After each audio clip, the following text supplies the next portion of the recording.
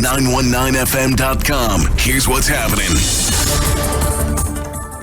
Good evening, Trinidad and Tobago. It's time for a look at your news to 6 p.m. here on the Street 919 FM. In the headlines, Kamla Persad-Bissessar calls for international observers to the August 10th parliamentary elections. Police Commissioner Gary Griffith supports gang truce and calls for them to turn in their guns. Overseas, the city of Melbourne in Australia shuts down again due to spike in coronavirus cases. With the details, I am Verne Extavour.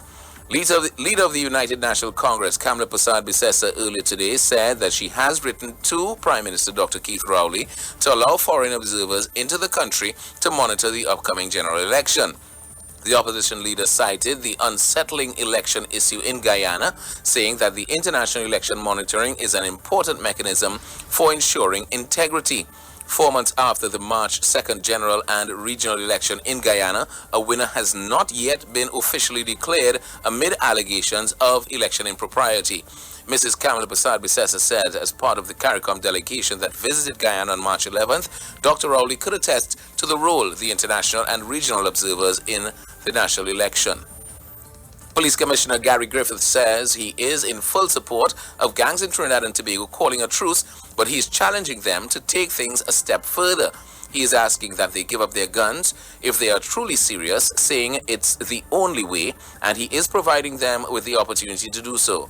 Griffith says he is prepared to support the gang's initiative, especially due to the role they've allegedly played in the country's ongoing crime situation, noting the 5,000 murders in the last decade. When asked if what he is calling for was a gun amnesty, Griffith said that's a matter for the Minister of National Security and the Prime Minister to decide on. This weekend, several local dancehall artists came together to call a truce between Rasta City and Muslim gangs. In other news, Arima Mayor Lisa Morris Julian is now the People's National Movement's Dabidi Omera candidate. She was selected by the screening team on Tuesday, and her selection was confirmed by the party. The screening team interviewed Morris Julian among 6 nominees. She replaces the incumbent Ansel Antoine, who was removed as a candidate following a derogatory statement made towards the United States during his virtual campaign launch.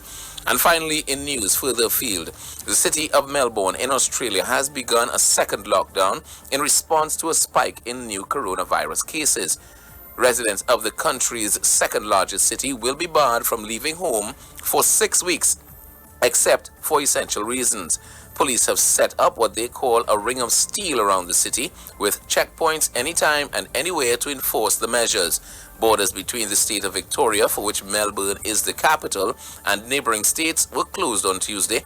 Australia has recorded a total of almost 9,000 cases and 106 deaths from the virus.